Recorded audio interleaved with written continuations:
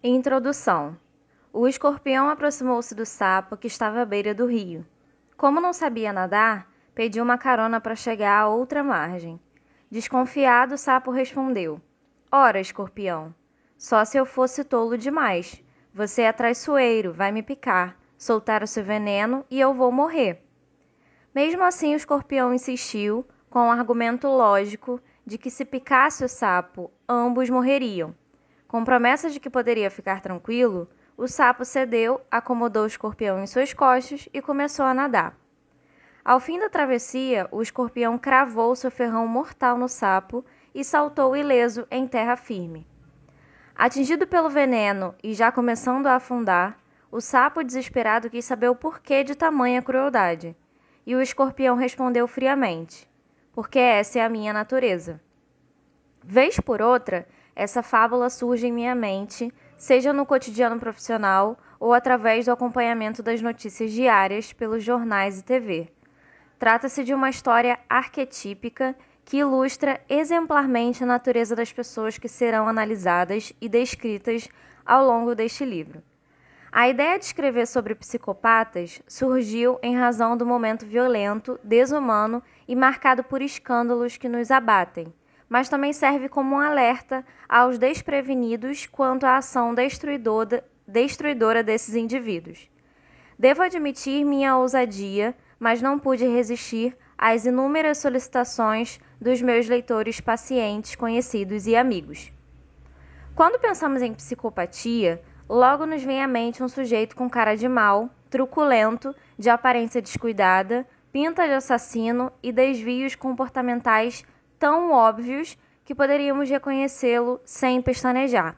Isso é um grande equívoco. Para os desavisados, reconhecê-los não é uma tarefa tão fácil quanto se imagina. Os psicopatas enganam e representam muitíssimo bem. Seus talentos teatrais e seu poder de convencimento são tão impressionantes que chegam a usar as pessoas com a única intenção de atingir seus sórdidos objetivos.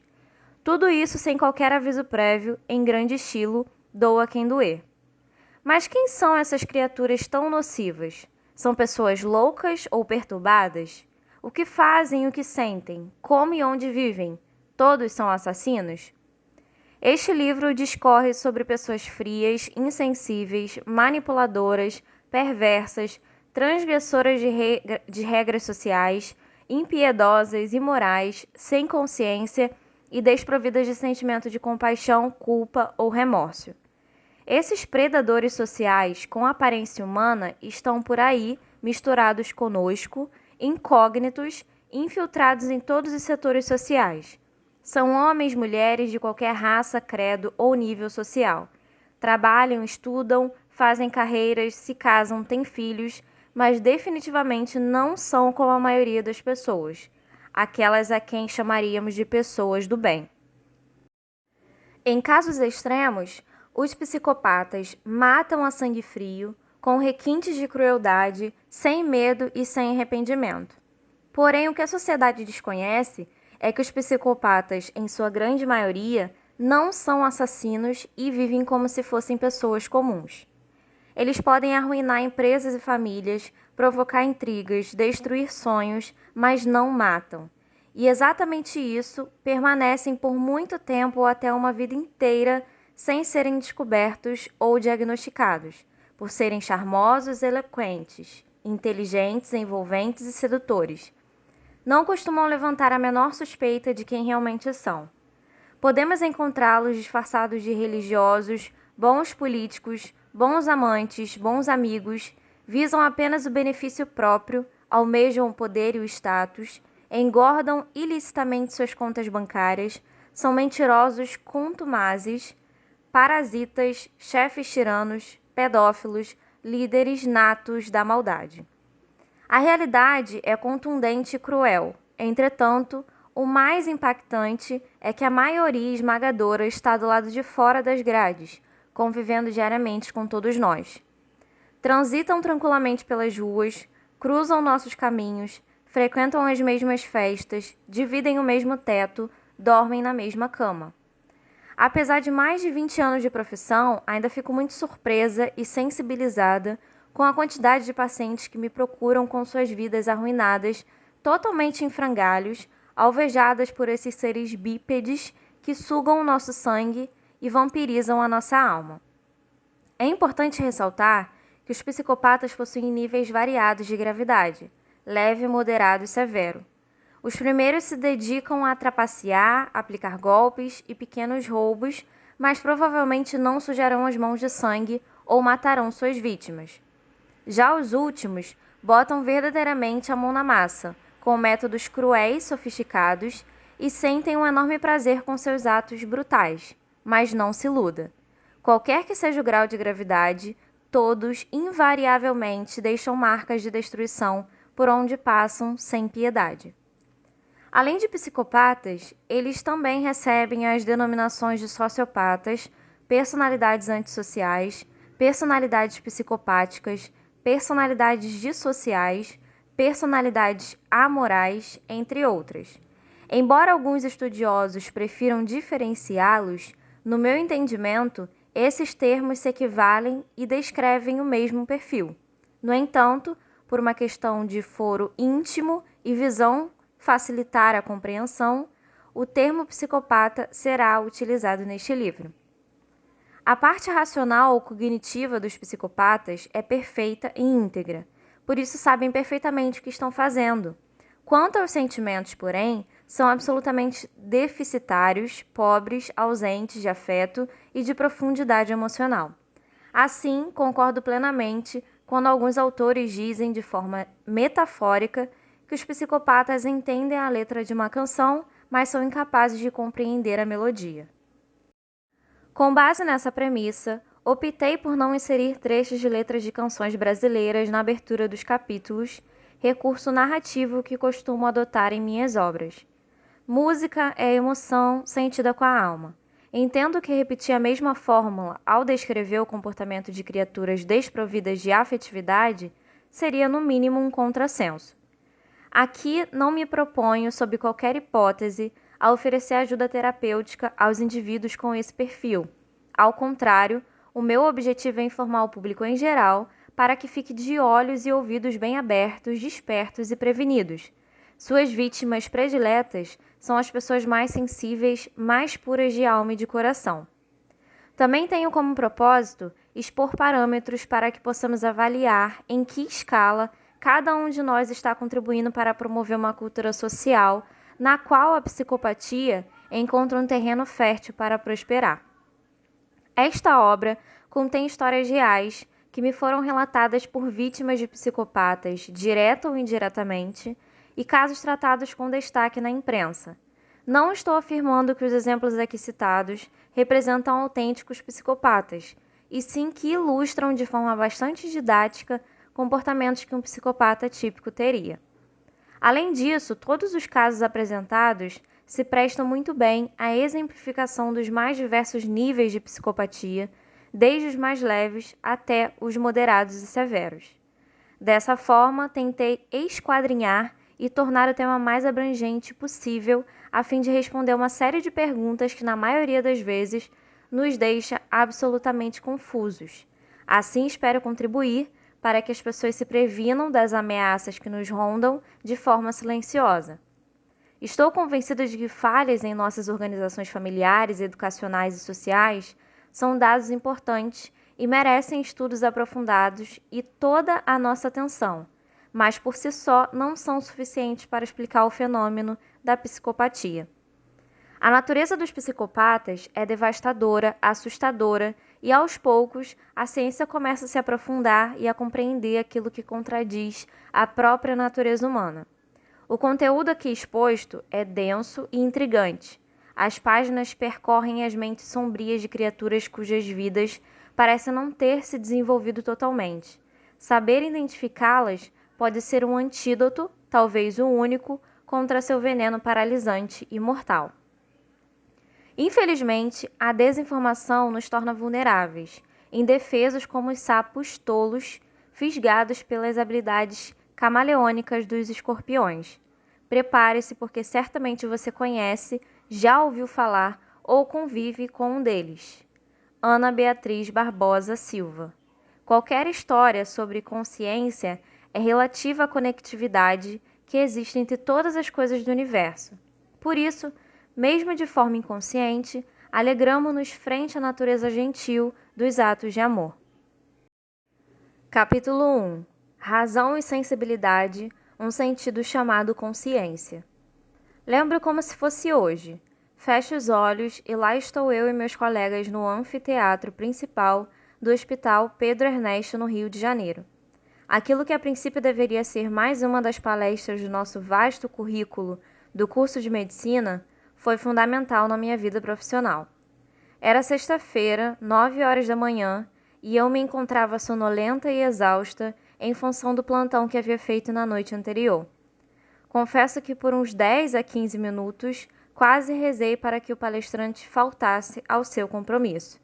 Dessa forma poderia ir para casa, tomar um belo banho e dormir o sono dos justos, sem nenhuma pontinha de culpa. Por volta de 9h15, um homem franzino e muito branco, que trajava uma calça jeans e um discreto blusão azul, adentrou o auditório repleto de alunos, subiu no tablado e desenhou na lousa o seguinte gráfico. No texto original, em tinta, aparece um esquema de 2 linhas que se cruzam e na ponta de cada uma está uma seta. Ao norte está escrito estar e a leste a palavra ser. Em tom provocador e entusiasmado, ele entonou em voz firme e forte a seguinte questão: o que é consciência? Ainda sob o impacto daquela estranha presença, que sequer se apresentou, a turma entreolhava-se de forma discreta, na expectativa de que alguém quebrasse o silêncio constrangedor que inundava o anfiteatro. Por mais estranho que possa parecer, aquele silêncio me despertou, ou melhor, toda aquela situação me intrigou de alguma forma. Senti-me desafiada pelo questionamento que aquele homem havia jogado no ar. Rapidamente ajeitei-me na cadeira, esfreguei os olhos e impulsivamente disparei. Bom dia, mestre. Sou estudante do 3º ano desta faculdade, o ERJ, e gostaria de saber o seu nome, a sua especialidade e uma pequena explicação sobre o gráfico na lousa. Por uma fração de segundos, percebi que tinha sido ligeiramente indelicada e também desafiadora.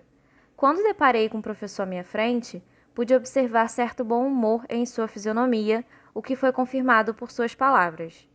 Bom dia a todos os acadêmicos aqui presentes. Meu nome é Osvaldo e sou médico psiquiatra, professor assistente da cadeira de psiquiatria desta faculdade. Sem pestanejar, o professor Osvaldo dirigiu-se a mim, fez valer a lei da ação e reação. Vejo que você está muito interessado no tema de hoje, então vamos iniciar nossa aula com a sua descrição sobre a consciência. Naquele momento percebi que o ditado "quem está na chuva é para se molhar" era inteiramente verdadeiro e sem possibilidade de fuga. Falei: professor, quando ouço a palavra consciência, 2 sentidos me vêm à cabeça. Um de ordem prática, ou seja, se estou acordado ou não, e outro de ordem subjetiva, que me remete ao fato de eu ter consciência de quem eu sou e qual o meu papel no mundo. Com um sorriso de aprovação nos lábios, o professor continuou: em parte você já explicou o gráfico aqui colocado. De certa forma, seu ponto de vista está correto, mas vamos nos aprofundar um pouco mais nessas questões. Apontando para o desenho na lousa, ele prosseguiu: estar consciente é fazer uso da razão ou da capacidade de raciocinar e de processar os fatos que vivenciamos. Estar consciente é ser capaz de pensar e ter consciência das nossas ações físicas e mentais. Na clínica médica, podemos averiguar o estado de alerta ou lucidez que uma pessoa apresenta num determinado momento. Assim, podemos perceber no exame clínico o estado ou nível de consciência no qual podemos encontrar as seguintes palavras: lúcido, vígio, hipovígio, hiperível, confuso, coma profundo e etc. Todas elas atestam o nível de percepção que temos em relação ao mundo. Alguém que utilize certas doses de álcool, por exemplo, pode apresentar o seu nível de consciência reduzido, hipovígio, ou até mesmo atingir o estado de coma.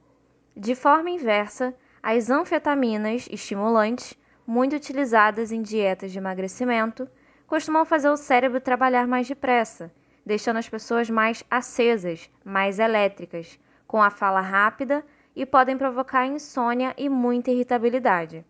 Esse estado é conhecido como hipervigilância.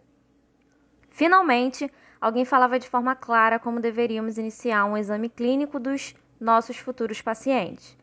Entusiasmados e atentos às explicações do professor, fizemos inúmeras perguntas sobre acidentes automobilísticos, traumatismos cranianos, substâncias tóxicas e tantas outras situações que podem alterar nosso nível de consciência.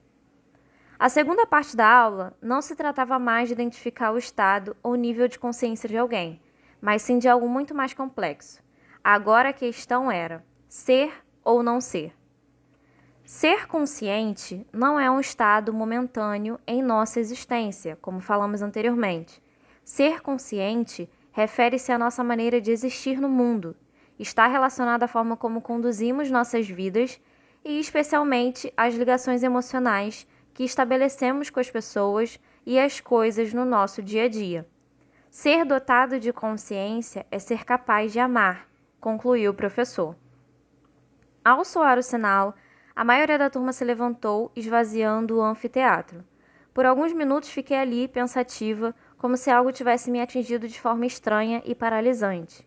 Vi o professor Osvaldo saindo, de longe fez um gesto discreto de despedida que sem querer não consegui responder. Na minha mente, duas palavras ecoavam estridentes: consciência e amor. Não sabia explicar o porquê, mas naquele momento fui tomada por duas inquestionáveis certezas. Eu estava lúcida, vigil, e experimentava uma emoção maravilhosa e transcendente de ser uma pessoa consciente. De lá para cá, muitos anos se passaram, mas aquela aula, em especial a sua parte final, foi decisiva na minha vida.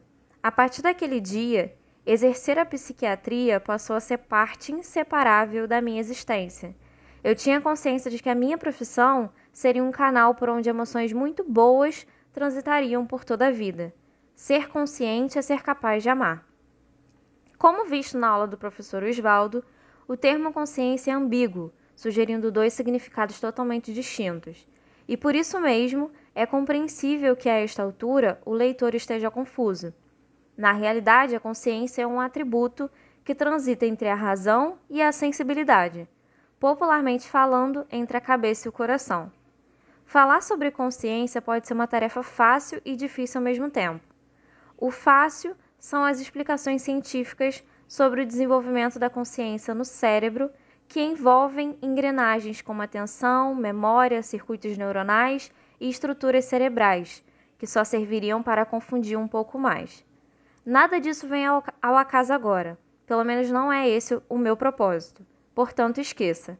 Aqui vou considerar o lado difícil, subjetivo e relativo ao sentido ético da existência humana: o ser consciente. Mostrar apreço às condutas louváveis, ser bondoso ou educado, ter um comportamento exemplar e cauteloso, preocupar-se com o que os outros pensam a nosso respeito, nem de longe pode ser definido como consciência de fato. Afinal, a consciência não é um comportamento em si, nem mesmo é algo que possamos fazer ou pensar. A consciência é algo que sentimos. Ela existe, antes de tudo, no campo da afeição ou dos afetos. Mais do que uma função comportamental ou intelectual, a consciência pode ser definida como uma emoção. Peço licença e vou um pouco além. No meu entender, a consciência é um senso de responsabilidade e generosidade, baseado em vínculos emocionais de extrema nobreza com outras criaturas, animais, seres humanos, ou até mesmo com a humanidade e o universo como um todo. É uma espécie de entidade invisível que possui vida própria e que independe da nossa razão. É a voz secreta da alma que habita em nosso interior e que nos orienta para o caminho do bem. A consciência nos impulsiona a tomar decisões totalmente irracionais e até mesmo com implicações de risco à vida. Ela permeia as nossas atitudes cotidianas, como perder uma reunião de negócios porque seu filho está ardendo em febre, e até as nossas ações de extrema bravura e de alto sacrifício, como suportar a dor de uma tortura física e psicológica em função de um ideal. E assim a consciência nos abraça e conduz pela vida fora, porque está em plena comunhão com o mais poderoso combustível afetivo, o amor. De forma bem prosaica, imagine a seguinte situação. Você está no aconchego do seu apartamento depois de um dia exaustivo de trabalho e reuniões. Momentos depois, o interfone toca anunciando a visita inesperada de uma grande amiga. Ela está grávida de 7 meses e chegou abarrotada de sacolas com as últimas compras do enxoval. Apesar do cansaço, você fica verdadeiramente feliz com sua presença. Por alguns momentos, vocês conversam alegremente sobre o bebê, os planos para o futuro e colocam as fofocas em dia. Lá pelas tantas da noite, sua amiga diz que precisa ir embora. Em frações de segundos, você pensa: preciso tomar um banho e dormir. E será que ela vai entender se eu não acompanhá-la até a portaria do prédio? Mas ela está grávida e tem tanta coisa para carregar. É melhor eu ir junto. Não foi isso que me ensinaram. Bom, essa tagarelice mental, que azucrina tal qual um crime cometido, sem dúvidas não é imoral. É absolutamente humana, natural e foge ao nosso controle. Mas também não é a sua consciência soprando no seu ouvido. Ao contrário do que vou ou não vou, você é imediatamente tomado por um impulso generoso e se flagra no elevador com sua amiga, suas bolsas e sacolas. Chama um táxi, abre a porta do carro, diz ao motorista para ir com cuidado e se despedem felizes. A consciência é assim mesmo. Chega sem avisar e não complica, apenas faz. Uma história mais comovente. São Paulo, domingo, novembro de 2007. Cerca de 3 minutos após ter decolado do aeroporto Campo de Marte, um Liget 35 caiu de bico sobre uma residência, onde moravam 14 pessoas de uma mesma família. No acidente, morreram o piloto, o copiloto e 6 pessoas que estavam na casa. Os vizinhos Ayrton, de 47 anos, e seu pai, o Sr. Ângelo, de 75, correram para o sobrado da família Fernandes assim que ouviram o barulho da queda do avião. Pai e filho conseguiram salvar Cláudia Fernandes, de 16 anos. Eles ouviram o choro da garota, que é autista e brincava com sua amiga Laís na hora do acidente. Ayrton, emocionado, descalço e com a blusa suja de sangue e cinzas, lamentava ter conseguido salvar apenas uma única vida. O Sr. Ângelo queimou a mão ao salvar Cláudia e, após ser atendido por médicos no local, permaneceu na rua tentando furar o bloqueio policial para voltar aos escombros. Sem qualquer sombra de dúvida, podemos afirmar que Ayrton e Ângelo possuem consciência. E naquela tarde de domingo, eles não pensaram, simplesmente agiram. Isso é pura consciência em exercício. Todas as pessoas portadoras de consciência se emocionam ao testemunhar ou tomar conhecimento de um ato altruísta, seja ele simples ou grandioso. Qualquer história sobre consciência é relativa à conectividade que existe entre todas as coisas do universo. Por isso mesmo, de forma inconsciente, sem nos darmos conta, alegramo-nos frente à natureza gentil dos atos de amor. A consciência genuína. No decorrer da nossa história, muitos estudos e teorias se formaram em torno da consciência e das inevitáveis polêmicas sobre o bem e o mal. Com o passar dos séculos, a consciência foi e ainda é alvo de discussões entre teólogos, filósofos, sociólogos e, mais recentemente, desafia e intriga cientistas e juristas. De fato, conceituar ou definir consciência é algo extremamente complexo que pode gerar controvérsias por anos a fio. Isso porque ela está acima de teorias religiosas ou mesmo psicológicas e científicas. A meu ver, ter consciência ou ser consciente trata-se de possuir o mais sofisticado e evoluído de todos os sentidos da vida humana, o sexto sentido. Atrevo-me a afirmar que tal sentido foi o último a se desenvolver na história evolutiva da espécie humana. Nossa humanidade, benevolência e condescendência devem ser atribuídas a esse nobre sentido. A consciência é criadora do significado de nossa existência e, de forma subjetiva, também é criadora do significado da vida de cada um de nós. Ela influencia e determina o papel que cada um terá na sociedade e no universo. Como disse anteriormente, a consciência é tão espetacular que só podemos senti-la e talvez esteja aí toda a sua grandeza. Se existe alguma coisa de divino em nós, entendo que a nossa consciência seja essa expressão e, quem sabe, uma fração incalculável do tão falado e pouco praticado amor universal ou incondicional. Na verdade, esse sexto sentido é essencialmente baseado na compaixão e na verdadeira prática do amor. Uma vez que a consciência está profundamente alicerçada em nossa habilidade de amar, em criar vínculos afetivos e nos abastecer dos mais nobres sentimentos, ela nos faz subjetivamente únicos, porém integrados de sincrônicos com o todo amor e transcendência, tenha ele o nome que tiver, nos diversos povos ao redor do mundo. A consciência genuína nos impulsiona a ir ao encontro do outro, colocando-nos em seu lugar e entendendo a sua dor. Somos tomados por gestos simples, como desejar bom dia àqueles que não conhecemos, ou ligar para um amigo só para dizer olá, como vai? Estou aqui para o que der e vier. Inundados de consciência, pedimos desculpas sinceras àqueles que magoamos ou ferimos no momento de equívoco. Agradecemos aos nossos pais pela oportunidade da vida e pelos ensinamentos de retidão. Vibramos e nos emocionamos frente à superação de um atleta que derrama lágrimas ao subir no degrau mais alto do pódio. Esse sexto sentido é que nos comove com as situações trágicas e também com a felicidade do encontro de irmãos separados desde a infância. Ele nos traz indignação frente ao preconceito, ao desrespeito às regras sociais, à intolerância ao próximo, à falta de educação, à corrupção e à impunidade. A consciência nos inspira a zelar pelo nosso animal de estimação e a nos desesperar pelo seu desaparecimento. Inspira-nos a chorar copiosamente com o nascimento de um filho e acompanhá-lo rumo à descoberta do mundo ao seu redor. Permite-nos sentir a profundidade de uma bela melodia, apreciar a exuberância de uma flor e exclamar: nossa, que linda!